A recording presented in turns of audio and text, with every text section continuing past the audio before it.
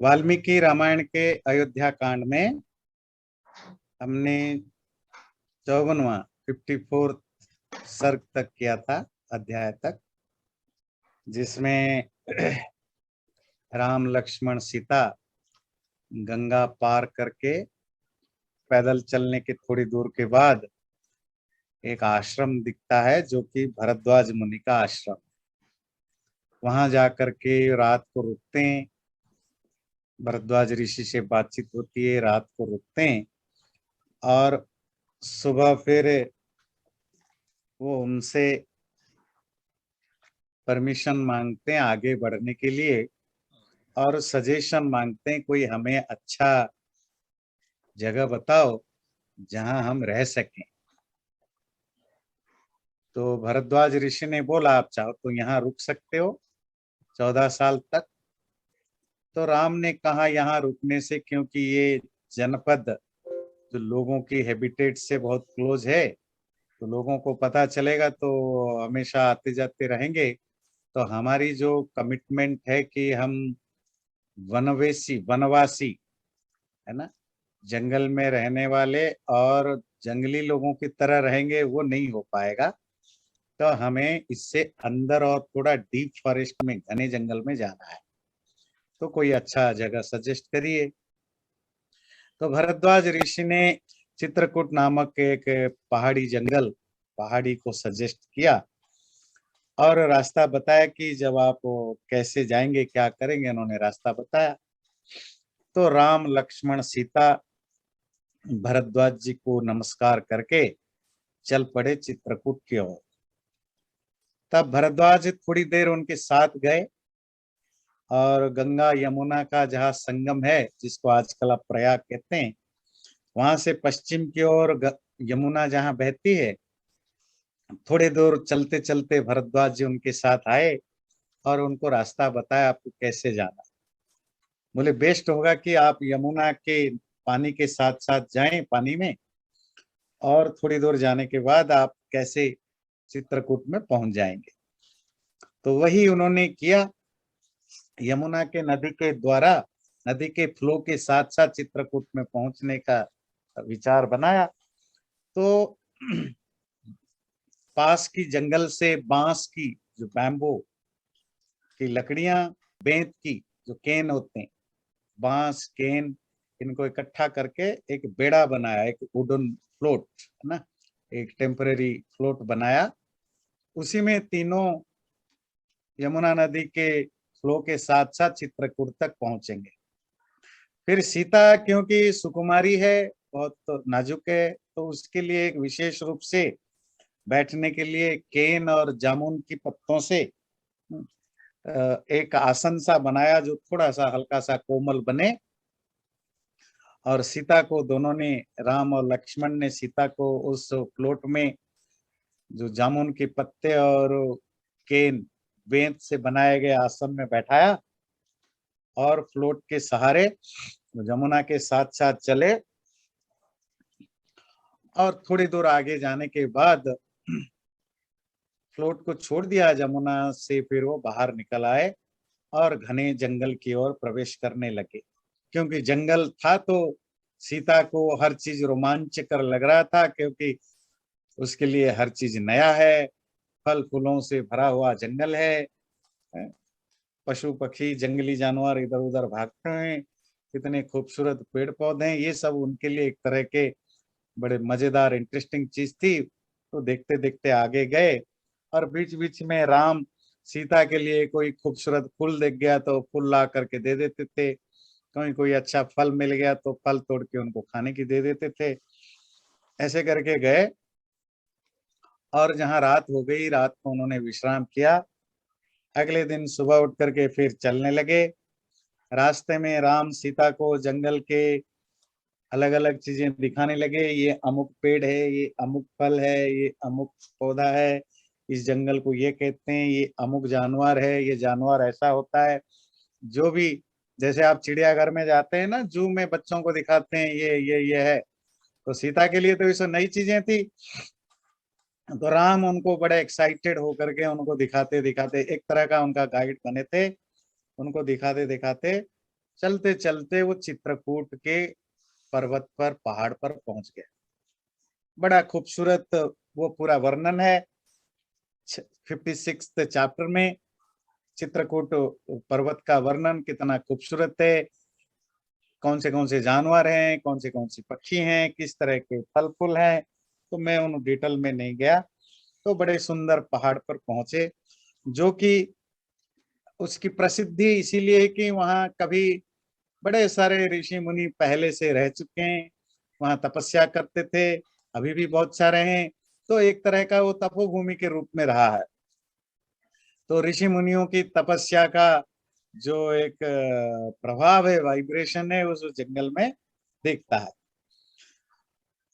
और वहां पहुंचने के बाद आज जो बहुत ऋषि मुनि थे, जो भी आश्रम बना के रहते थे, राम लक्ष्मण सीता कुछ ऋषियों से मिले। उनमें से वहां एक वाल्मीकि का आश्रम भी था। ये वही वाल्मीकि जो बाद में जाकर के राम के ऊपर रामायण लिखा, जिस रामायण को आप पढ़ रहे हैं। पर उस समय वाल्मीकि को इतना ज्यादा कुछ पता नहीं था, राम लक्ष्मण सीता को भी पता नहीं था। एक दूसरे ऋषि की तरह, एक नॉर्मल ऋषि की तरह उनसे उन्होंने मिला था, वाल्मीकि आश्रम भी गए। और इसी तरह चित्रकूट में घूमते घूमते जहां उनको सुइटेबल लगा, तो वहां दोनों भाइयों ने घास फूस पेड़ पौधे काट कूट करके एक अपने लिए परमानेंट कुटिया बनाया, और उस कुटिया में आराम से वो रहने लगे। तो ये हुई राम लक्ष्मण सीता की गंगा पार करने के बाद जो यात्रा है।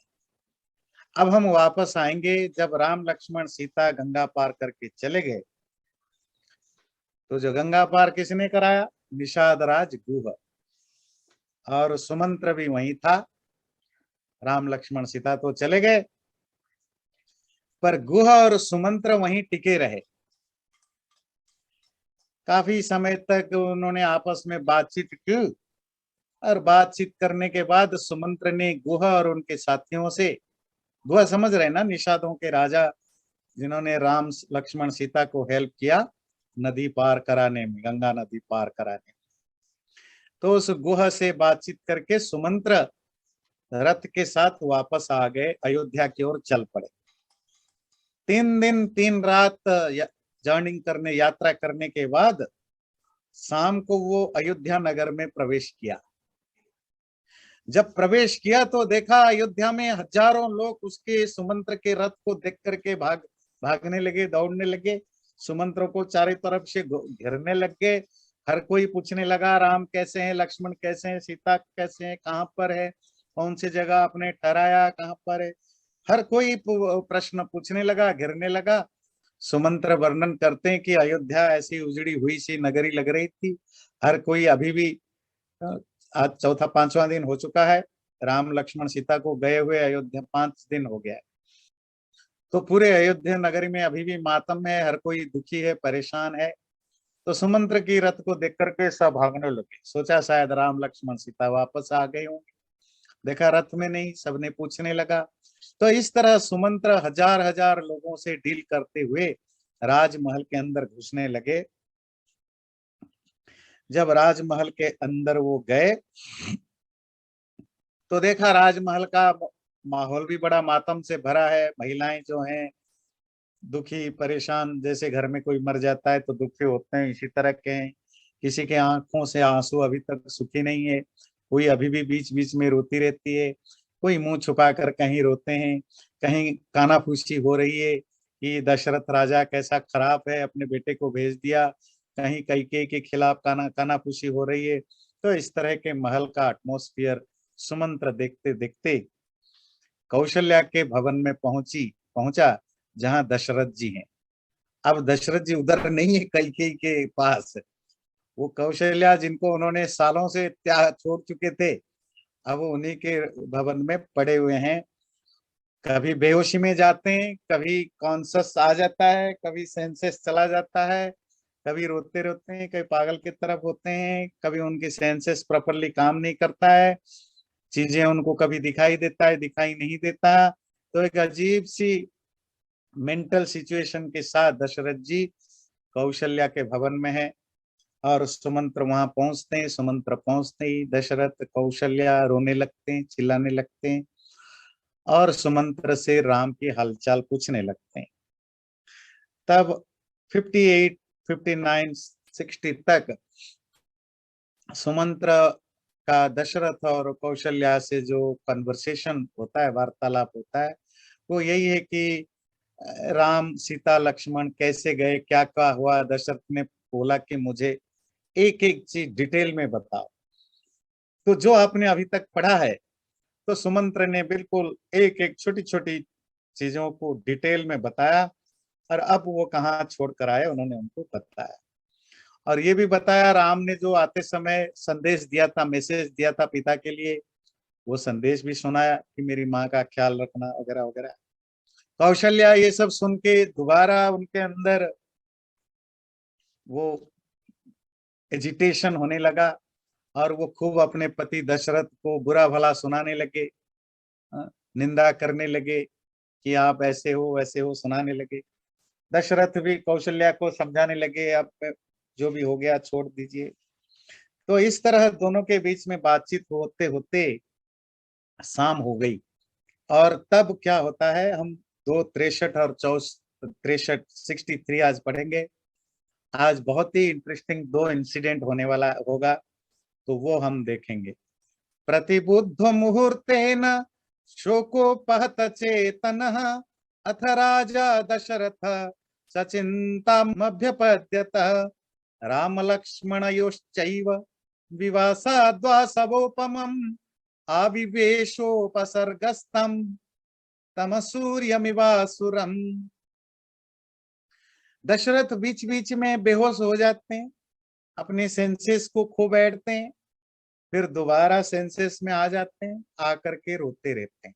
तो राम लक्ष्मण के जाने के बाद दशरथ की ऐसी दशा हो रही है, वाल्मीकि कह रहे हैं जैसे जब एक्लिप्स होता है, सूर्य ग्रहण होता है, जैसे सूरज बिल्कुल अंधेरे में घुस जाता है, अंधेरे में डूब जाता है, वैसे एक तरह के दशरथ उस ग्रहण के सूर्य के समान बिल्कुल अंधेरे में ग्रस्त हो चुके थे।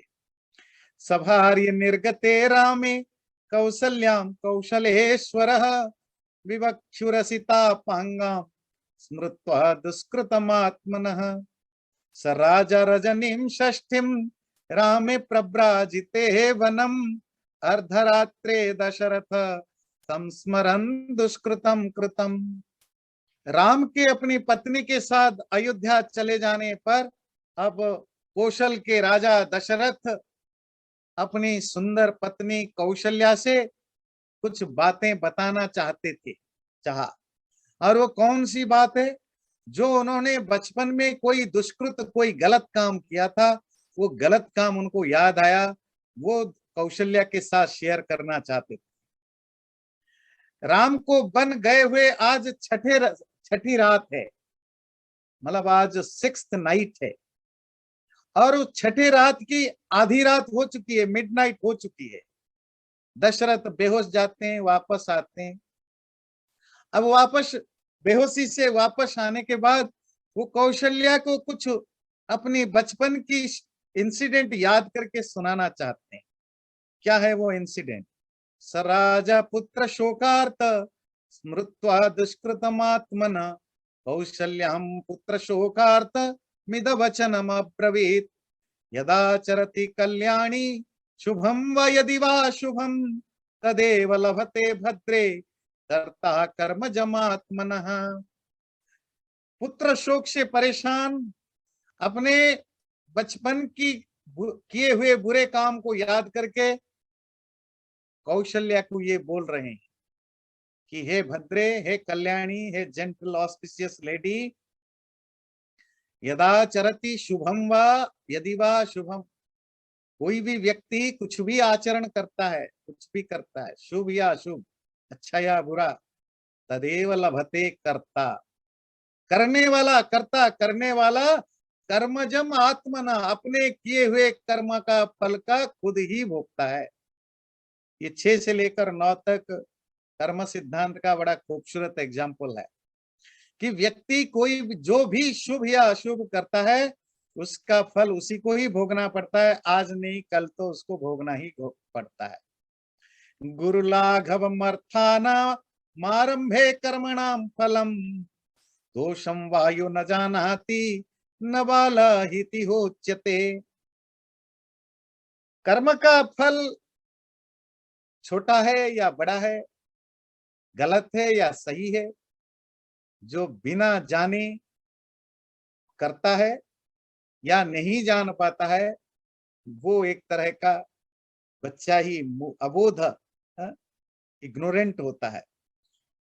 कश्चिदाम्रवणं छित्त्वा पलाशांच निषिंचति पुष्पं दृष्ट्वा फले गृध्नो सशोचति फलागमे। कोई बेवकूफ अगर आम के जंगल को, आम के बगीचे को उजाड़ करके पलाशों का पेड़ लगाता है, और जब पलाशों के फूलने का बड़े हो जाते हैं तो उसमें फूल आता है पर फल नहीं आता है, तब व्यक्ति सोचने लगता है। तो तुम जो, मैं जो गलत या सही करते हैं, जानबूझ के करे, अनजाने में करे, कुछ भी करें, उसका फल मुझे ही मिलता है और आज ना कल कभी ना कभी मिलेगा। कोई आम का पेड़ काट के पलाश का पेड़ लगाए इसी सोच में कि उसमें आम फलेगा, ऐसा हो। पलाश का पेड़ जानते हैं, वो दिखाता हूँ, पलाश एक खूबसूरत फूल उसमें होता है, पर उसकी प्रॉब्लम है कि उसमें फूल तो होता है पर फल कभी नहीं होता है। ये है पलाश का फूल, पलाश का पेड़।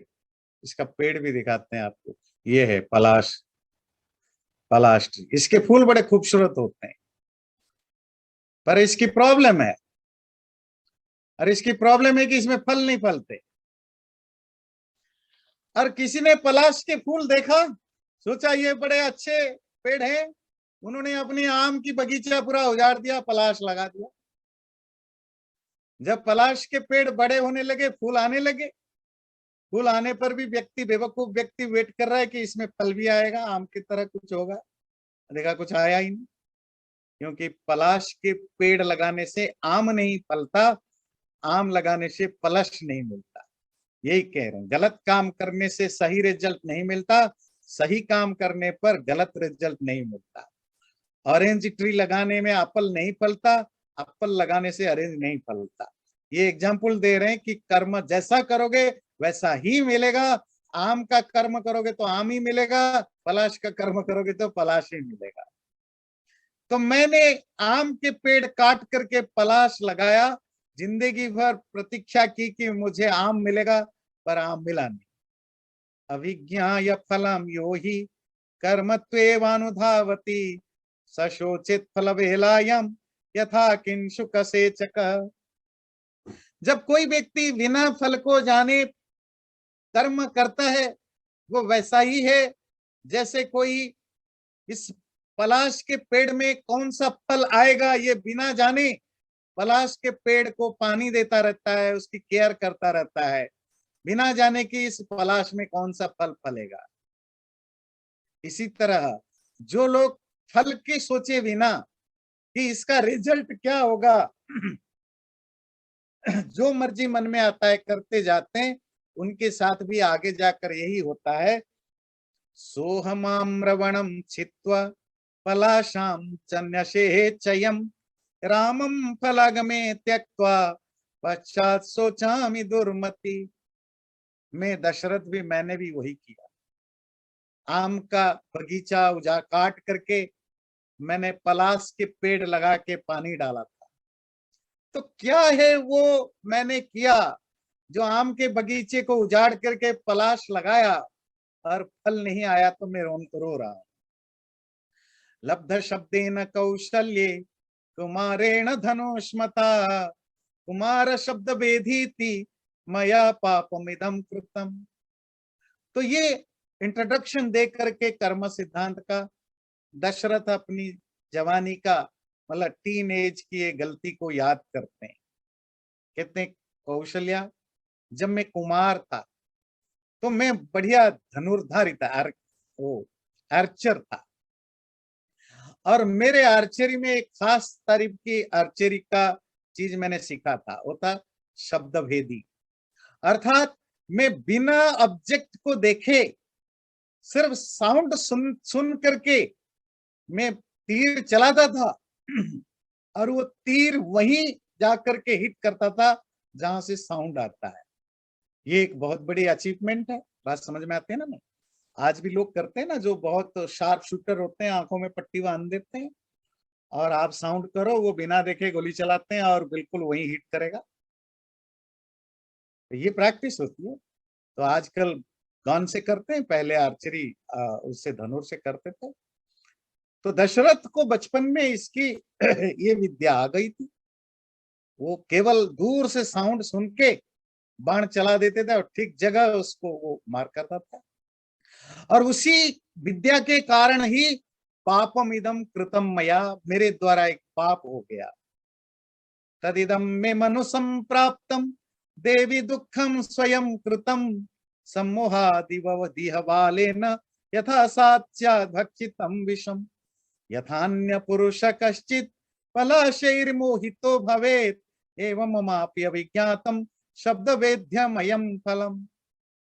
हे देवी, इसी तरह मैंने ही कुछ गलत काम बचपन में इल्यूजन के कारण, डिल्यूजन के कारण कर दिया।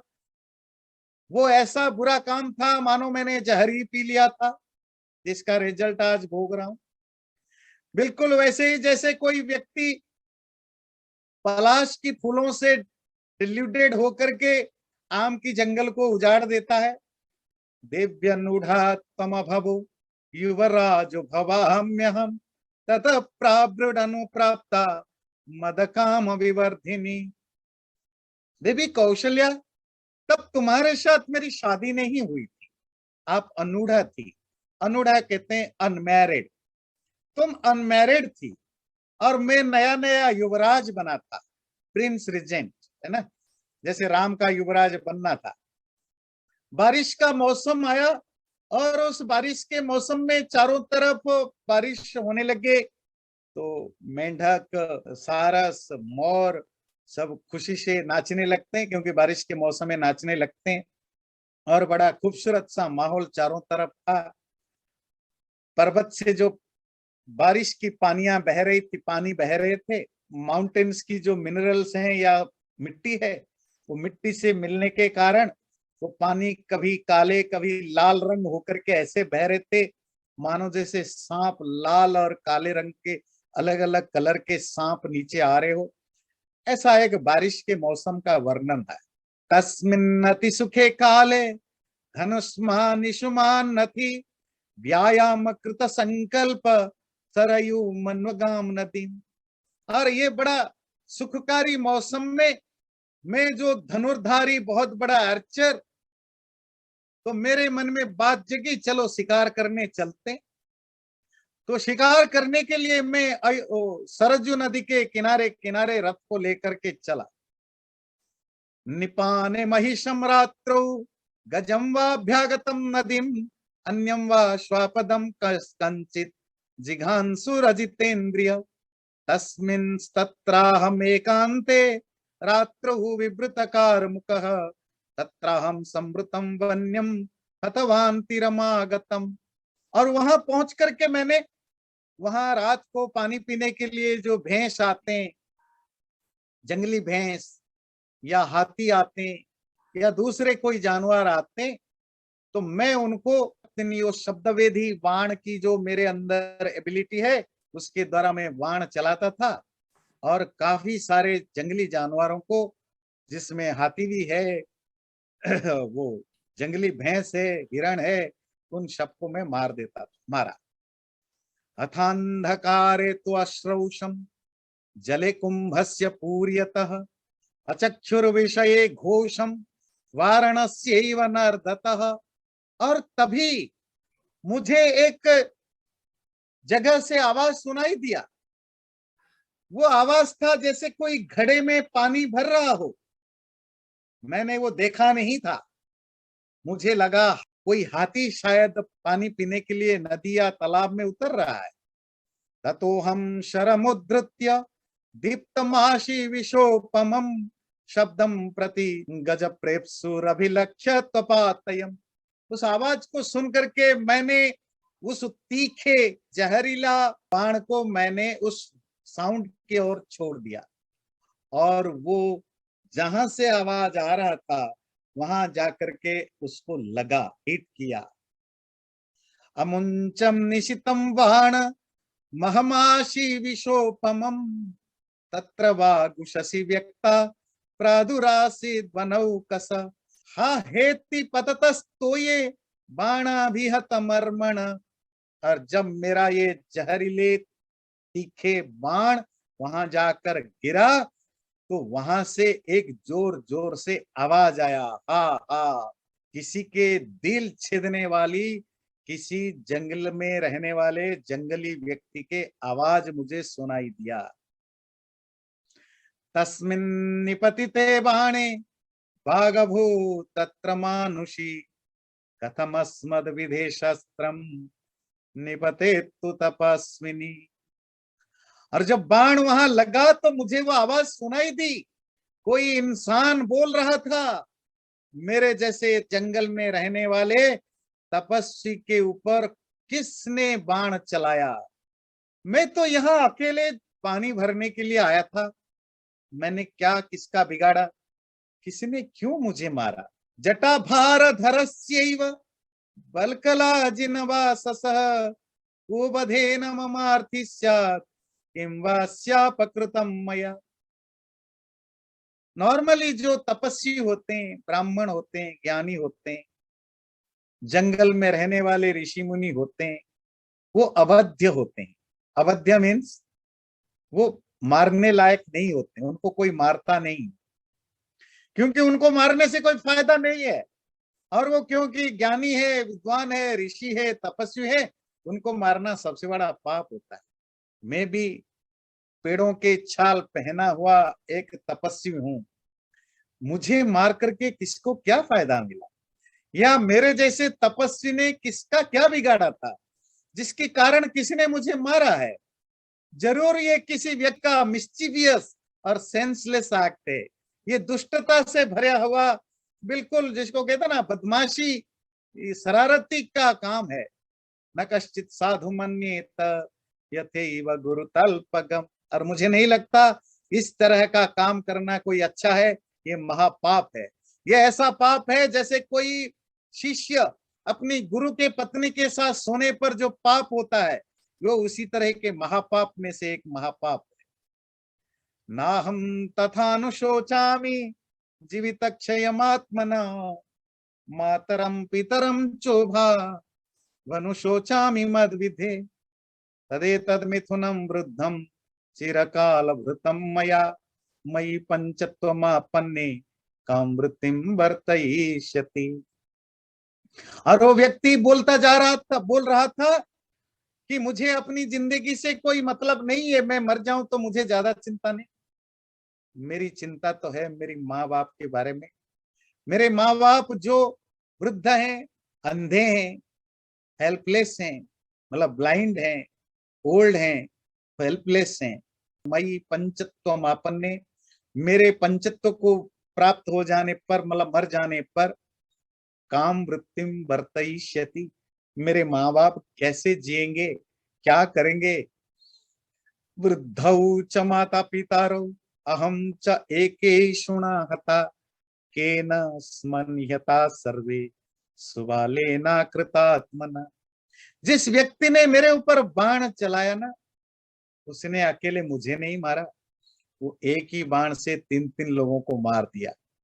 मुझे मारा और मेरे मरने पर मेरे बूढ़े अंधे माँ बाप भी मर जाएंगे। तो एक ही बाण से उसने तीनों को मारा है।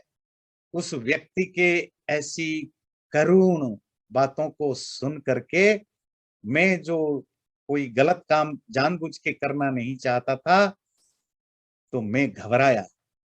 मैं तो शॉक्ड हो गया, मेरे हाथ पैर कांपने लगे, मुझे लगा जैसे कि मैं बेहोश हो जाऊंगा।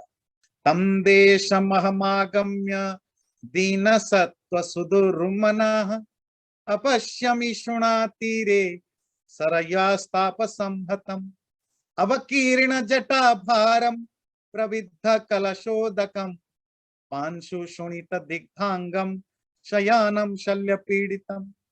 मैं चलते चलते उस जगह पर पहुंचा जहां किसी मनुष्य का आवाज आ रहा था, और जब पहुंचा तो क्या देखा, मेरे उस जहरीले बाण से घायल हुआ एक तपस्वी लड़का, जिसकी जटा खुल गई है क्योंकि जब धड़ाम से नीचे गिरा है, और जिसके हाथ का घड़ा दूर कहीं छिटक के पड़ा है। खून और धूल से उस लथपथ शरीर शरीर से नीचे गिरा पड़ा हुआ उस लड़के को देखा। समामुद्वीक्ष नेत्राभ्याम त्रस्तम स्वस्थ चेतसम इत्युवाच ततः क्रूरम दिदक्षन्निव तेजसा। और उस व्यक्ति ने अपने आंखों से जब मुझे देखा, डरे हुए मुझको देख करके, उस व्यक्ति ने बोला, किं तवा पकृतम राजन वने निवसता मया जिर्हिषुरम्भुगुर्वर्थम यदहम ताड़ितस्त्वया। महाराज, राजा, मैंने आपका क्या बिगाड़ा था? मैं तो जंगल में रहने वाला सीधा साधा तपस्वी हूँ। मैं अपनी गुरु मतलब माँ बाप के लिए अम्भ कहते पानी जिर्रिशु लेने आया था, लेने की इच्छा से आया। ताड़ितस्त्वया, आपने मुझे मार डाला। एक ही बाण से आपने मुझे, मेरे माता पिता, बुजुर्ग माँ बाप जो कि अंधे हैं, उनको भी मार डाला, क्योंकि मेरे बिना वो कैसे जिएंगे। तऊ कथम दुर्बला बंधौ मत प्रतीक्षु प्रति पिपासितौ। वो मेरे इंतजार में बैठे हुए हैं, उनको प्यास लग रहा था तो मैं पानी लेने के लिए आया था। ऐसे प्यासे, कमजोर, हेल्पलेस बुजुर्ग, मेरे दोनों अंधे माँ बाप मेरी आशा से वहां बैठे हुए हैं, कब मैं पानी लेकर जाऊं, उनको पिलाऊं। मेरे पिता को पता नहीं मैं ये जमीन पर यहाँ पड़ा हुआ हूं, तुम्हारे बाण से घायल हुए है। जानन्नपि च किं कुर्या दशक्तिरपरिक्रमः भिद्यमानमिवाशक्त न तु मन्यो नगो नगम। वैसे भी मेरे पिता जानकर भी क्या बिगाड़ देंगे तुम्हारा, वो तो बेचारे अंधे हैं, बुजुर्ग हैं, हेल्पलेस हैं। जैसे कोई पेड़ दूसरे जोर से हिलते हुए पेड़ को देखते हुए भी कोई मदद नहीं कर सकता, हेल्पलेस है। इसी तरह माँ बाप को मेरे जानेंगे भी कि मैं मरा पड़ा हूं तो तुम्हारा क्या बिगाड़ देंगे। पितुस्तमेव मे गत्वा शीघ्रमाचक्ष राघव न त्वामनुदहेत् क्रुद्धो वनं वह्निरिवैरिध। इयमेकपदि राजन् यतो मे पितुराश्रम तम प्रसादय गत्वा त्वं न त्वां स कुपितः शपेत्। एक काम करिए राजा, मुझे मार तो दिया, मार दिया, पर आप जल्दी से जल्दी मेरे पिता के पास जाइए।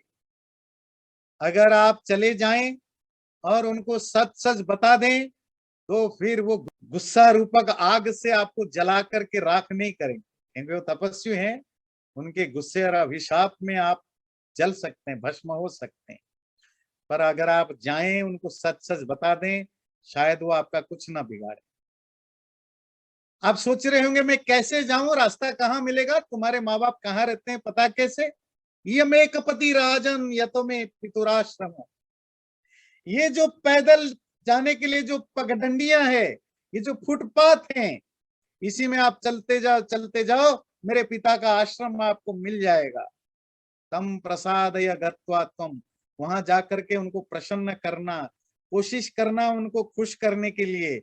हो सकता है गुस्से में वो आपको शाप ना दें। और जाने से पहले काम करिए, विशल्यम कुरुमाम राजन, मेरे शरीर से उस बाण को निकाल देना, क्योंकि वो बाण मेरे शरीर में मुझे बहुत दर्द दे रहा है।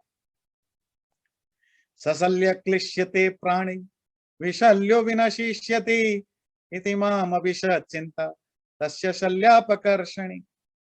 जब उस बालक ने बोला कि मेरे शरीर से बाण को निकाल दो, बहुत दर्द कर रहा है, मेरे लिए दुविधा थी, डिलेमा थी। मैं अगर बाण को उसके शरीर से निकाल दूं वो मर जाएगा, अगर मैं ना निकालूं तो बाण के होने के कारण से दर्द से वो तिलमिला रहा है, दर्द से तड़प रहा है। मैं समझ नहीं पाया कि मैं क्या करूं। दुखितस्य च दीनस्य मम शोकातुरस्य च लक्षयामास हृदये चिंता मुनिसुता तदा। तब वो तपस्वी कुमार मेरी इस दुविधा को देख करके उसने बोला, ताम्यमान समाम कृच्छ्रात उवाच परमार्थवत्। बड़े दुख से कष्ट से तड़पता हुआ शरीर को थोड़ा सा हिला करके उसने बोला कि आप चिंता मत करिए, मेरे मरने पर आपको ब्रह्म हत्या का पाप नहीं लगेगा। आप मेरे शरीर से इस बाण को निकाल दीजिए, बाण निकल जाएगा तो मैं शांति से मर सकूं। जब तक बाण रहेगा तब तक दर्द बहुत हो रहा है। चिंता मत करिए, आपको ये लग रहा होगा कि आपके बाण से मैं मर जाऊं, मैं तपस्वी हूं, तो आपको ब्रह्म हत्या का पाप लगेगा, क्योंकि मैं ब्राह्मण नहीं हूं, मैं तपस्वी हूं, ऋषि हूं, पर मैं ब्राह्मण नहीं हूं। क्यों? न द्विजाति रहम राजन। मैं ब्राह्मण तो छोड़िए, मैं द्विजाति भी नहीं हूं। द्विजाति, द्विज समझते हैं, ब्राह्मण क्षत्रिय वैश्य, ये 3 वर्णों को द्विज कहते हैं। मैं ब्राह्मण क्षत्रिय वैश्यों में से किसी भी जात का नहीं हूं, तो फिर मैं कौन हूं? शूद्रायाम अस्मि वैश्येन जातो जन पदाधिप। हे राजन, मेरी माँ शूद्र थी, मेरे पिता वैश्य थे, मैं वैश्य और शूद्र का एक शंकर हूं, इसीलिए आपको ब्रह्म हत्या का पाप नहीं लगेगा। इति वदत कृच्छ्रात् बाणा विहतमर्मण विघूर्णतो विचेष्टस्य वेपमानस्य भूतले तस्य त्वानम्यमानस्य तं बाणमहमुद्धरम् समामुद्भिक्ष्य संत्रस्तो जहौ प्राणान्तपोधन। तो दशरथ कौशल्या को कह रहे, ऐसा कहते हुए तड़पता हुआ वो मुनि कुमार ऐसे कहते हुए थोड़ा सा अपने शरीर की करवट लिया और जमीन में तड़प रहा था। तब मैंने उसके शरीर से उस बाण को निकाला। जैसे ही मैंने उसके शरीर से बाण को निकाला, वो तपस्वी वहीं पर अपने प्राण त्याग दिया, अर्थात वहीं पर वो मर गया। जलार्द्रगात्रम तु विलप्य कृच्छ्नान्मर्म व्रणं संततमुच्चवसन्तं ततः सर्वां तमहं शयानं समीक्ष्य भद्रेष्मि भृशं विषण्य। हे कौशल्या, मैं उस तड़पते हुए मरने वाले तपस्वी को देख करके सरजू के नदी के किनारे मैं खुद ही कांप गया, तड़प गया, परेशान हो गया। जब मैंने अनजाने में एक इतना बड़ा पाप कर ही दिया, करने के बाद मेरा शरीर कांप रहा है, डर के मारे, दुख के कारण एजिटेटेड है। मैं समझ नहीं पा रहा था मैं इतने बड़े पाप को कैसे, पाप का रिपेंट कैसे करूं। और उसके बाद मैंने वो जो घड़ा दूर से पड़ा हुआ था वो तपस्वी कुमार का, उस घड़े में पानी भर करके मैं उस बताए गए पगडंडी, जो पैदल रास्ता है, जो फुटपाथ है, उसको फॉलो करते करते मैं उस आश्रम में पहुंचा। और वहां जाकर मैंने क्या देखा? तत्राहम दुर्बला बंधौ वृद्धा परिणायकौ अपश्यम तस्य पितरौ लून पक्षादिवद्विजौ तन्निमिताभिरासिनौ कथाभिरपरिश्रमौ तामाशम मत्कृते हीना उदासीना मनाथवत्। मैंने देखा वहां 2 बड़े वीक, कमजोर, अंधे, बुजुर्ग, हेल्पलेस, ऐसे वो तपस्वी के जो माँ बाप जैसे कटे हुए पंख वाला पक्षी हेल्पलेस होकर एक जगह पड़ा रहता है, ऐसे असहाय हेल्पलेस ये दोनों बुजुर्ग दोनों वहां बैठे हुए थे, इसी आशा से कि उनका बेटा अभी पानी लेकर आएगा, उनको पिलाए।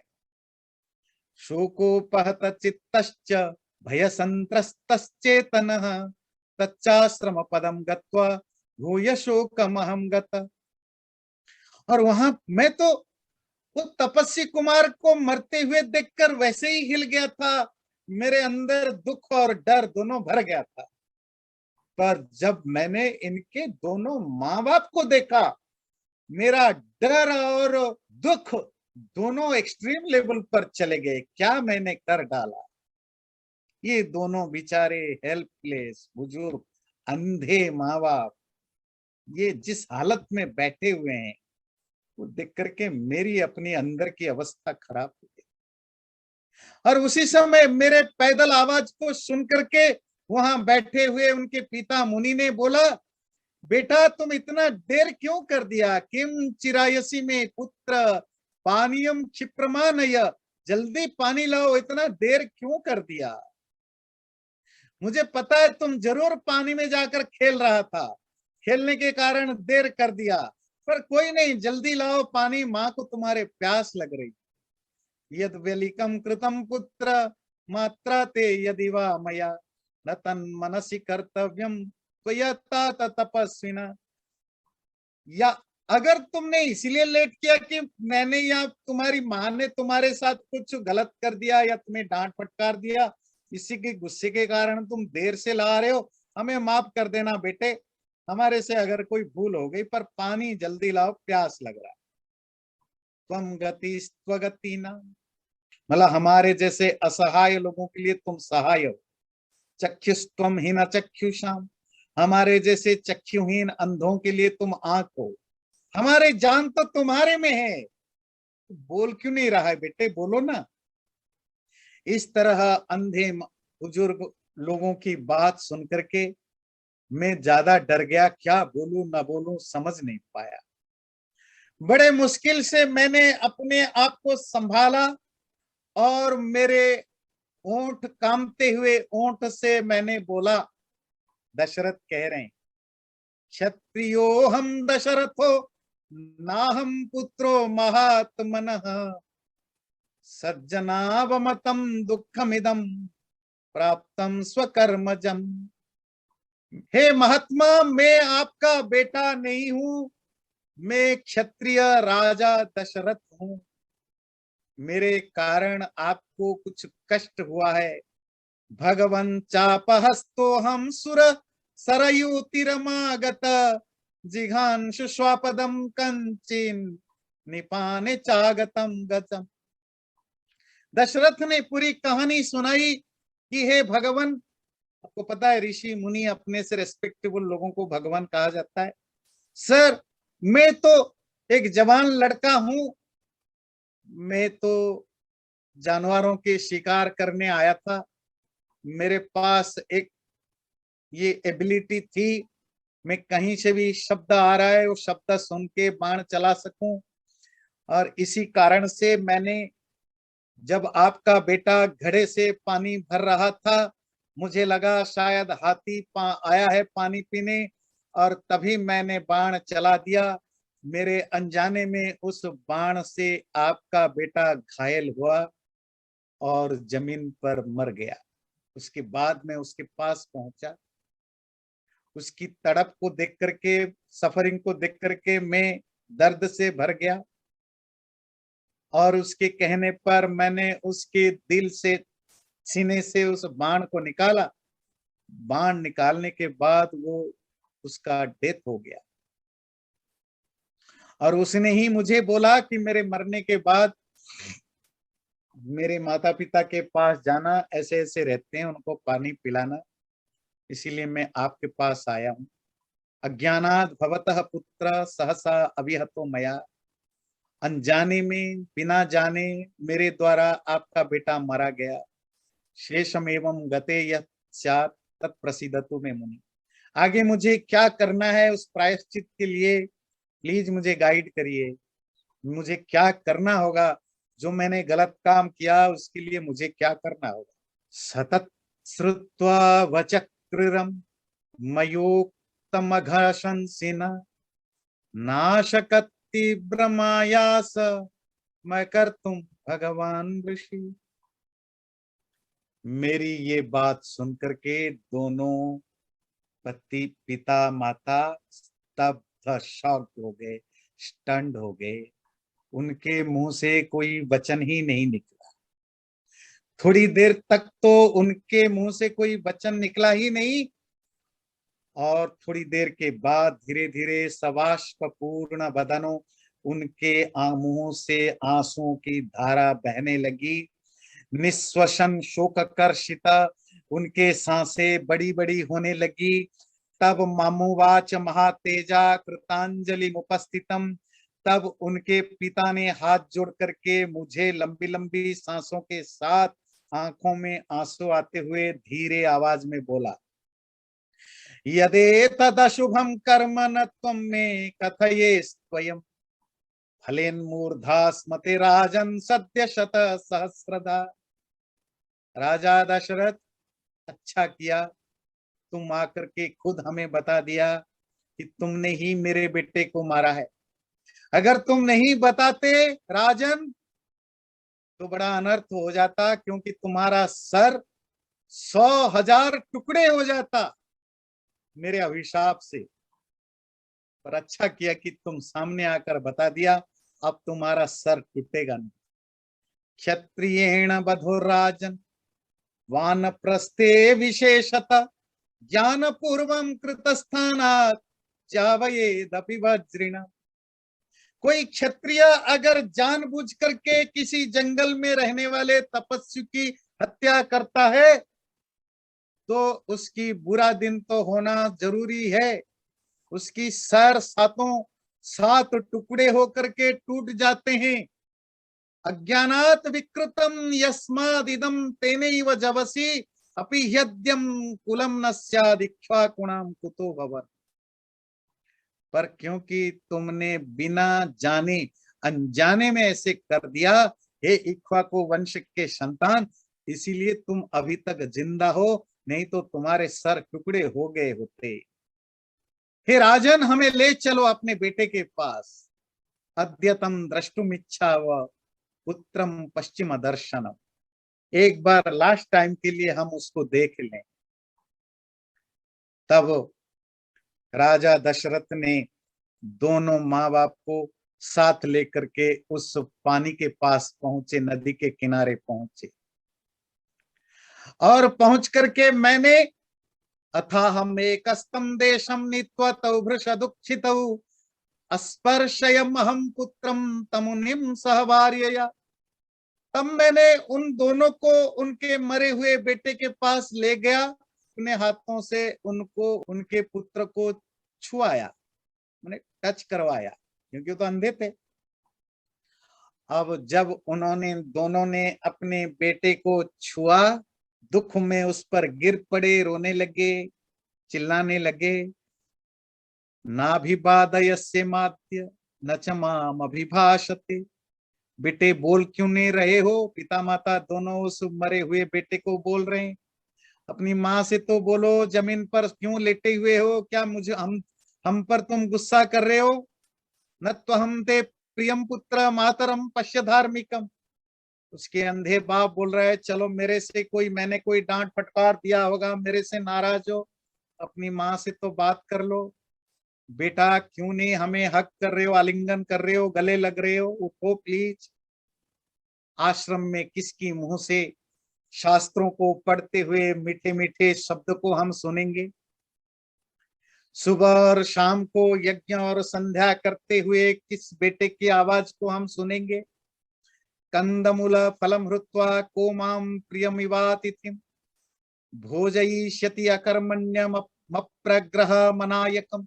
मेरे जैसे यूजलेस हेल्पलेस व्यक्ति को कौन जंगल का फूल फल कंदमूल ला करके किसी गेस्ट को जैसे कोई रिसीव करते हैं, सत्कार करते हैं, ऐसे करेगा?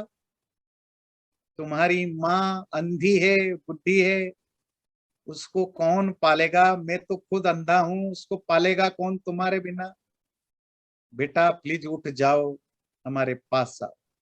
तिष्ठ मां गम पुत्र यमस्य सदनम प्रति शोमया सह गंतासी जनन्या च समेधिता। अगर तुझे मरना ही है बेटा, कम से कम आज तो जग जाओ, कल हम तीनों साथ, तुम एक बार जग जाओ, तीनों साथ मरेंगे, यमराज के पास साथ ही चलेंगे। इसी तरह दोनों माँ बाप को उस उठे हुए शरीर को देख करके रोते रहे, बिलखते रहे। और इस तरह रोते रोते दोनों वहां बेहोश हो गए। और साथ में फिर दोबारा जब जगे, मुझे उन्होंने कहा कि बेटे की अंतिम संस्कार के लिए हमें हेल्प करो।